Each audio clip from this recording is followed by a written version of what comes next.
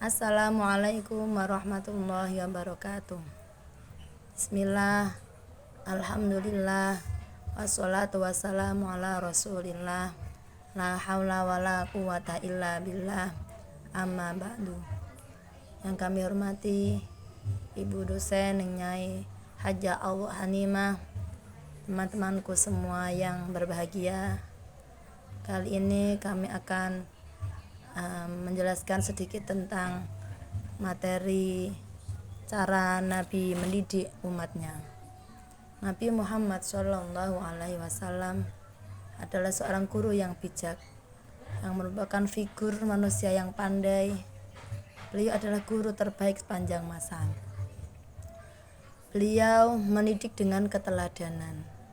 Jika Rasul menyuruh melakukan sesuatu, beliau adalah orang pertama yang akan melakukan sebelum orang lain melakukannya, sehingga orang-orang bisa mengikutinya dan mengamalkan sebagaimana yang mereka lihat dari beliau.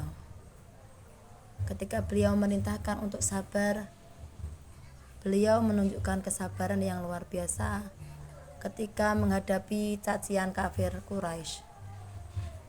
Rasulullah SAW mengajarkan syariat Islam secara bertahap. Beliau memprioritaskan hal yang penting dan beliau mengajar sedikit demi sedikit supaya lebih mudah diterima oleh akal manusia dan merasuk dalam hati. Ibnu Majah meriwayatkan kisah dari Jundab bin Abdullah radhiyallahu anhu. Sewaktu kami memasuki usia akil balik, kami pernah tinggal bersama Rasulullah. Dari beliau kami mempelajari iman terlebih dahulu sebelum belajar Al-Quran, sehingga ketika kami mempelajari Al-Quran bertambah teballah iman kami. Dalam hadis ini terkandung banyak pelajaran penting, di antaranya dakwah dan mengajar haruslah dilakukan secara bertahap dan dimulai dari hal yang penting, sebab menuntut masyarakat untuk memahami seluruh ajaran syariat dalam sekali waktu pastilah menyebabkan mereka pergi jauh.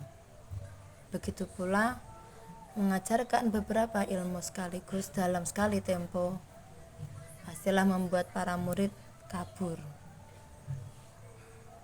Selanjutnya, Nabi mendidik umatnya dengan lemah lembut, ramah dan santun.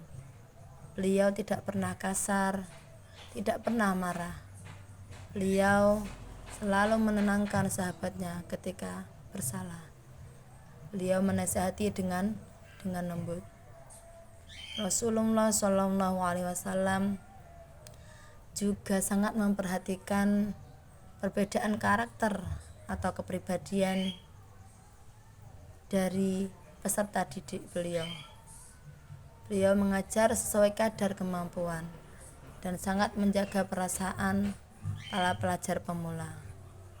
Nabi menjawab pertanyaan setiap orang sesuai kebutuhan mereka. Beliau selalu menghargai setiap orang dan melihat potensinya.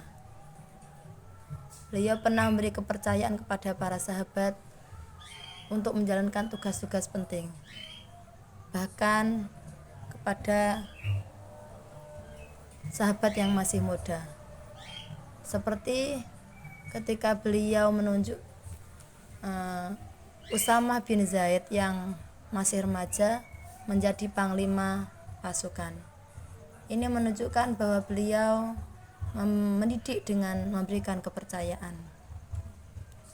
Rasulullah SAW acap kali mengulang-ulang ucapannya kepada para sahabat. Hal ini beliau lakukan untuk menekankan dan memperingatkan mereka akan pentingnya materi yang beliau sampaikan. Di samping agar mereka lebih bisa memahami dan menerima penjelasannya dengan mantap. Abdullah bin Amr radhiyallahu anhu meriwayatkan Rasulullah pernah tertinggal dalam sebuah perjalanan yang kami lakukan. Kemudian beliau menyusul kami sementara waktu sholat asar telah mendesak. Ketika kami sedang berwudu dan membasuh kaki kami, Rasul berteriak dengan suara lantang, "Kerak neraka bagi tumit." Beliau mengucapkan itu sebanyak 2 atau 3 kali. Ucapan Rasulullah di atas ditujukan untuk memberi peringatan kepada orang yang tidak membasuh kedua kakinya dengan air secara sempurna ketika berwudu.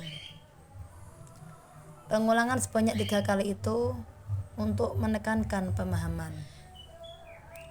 Rasulullah Shallallahu Alaihi Wasallam selalu berusaha memberikan perhatian yang merata kepada para sahabat dan orang-orang di majelisnya, sehingga setiap orang merasa diperhatikan dan dicintai oleh Rasulullah. Rasulullah adalah seorang guru yang dipilih Allah untuk mengajarkan agama dan syariatnya kepada umat manusia.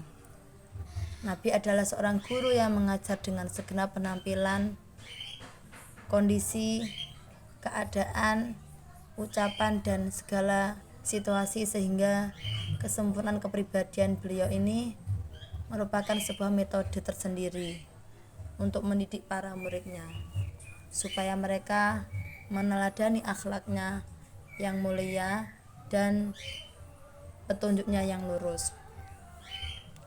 Karena itu, sifat yang paling penting yang harus dimiliki oleh seorang guru adalah harus memiliki kelebihan, baik segi akal, ilmu, kebijaksanaan, kepandaian, ucapan, dan penampilan yang baik. Dari sini kita bisa meneladani akhlak-akhlak beliau. Demikianlah gambaran singkat cara mengajar yang ditempuh oleh Rasulullah, dan semoga kita bisa meneladaninya. Demikian, kami mohon maaf atas segala kekurangan. Semoga bermanfaat. Ihdinas siratal mustaqim. Assalamualaikum warahmatullahi wabarakatuh.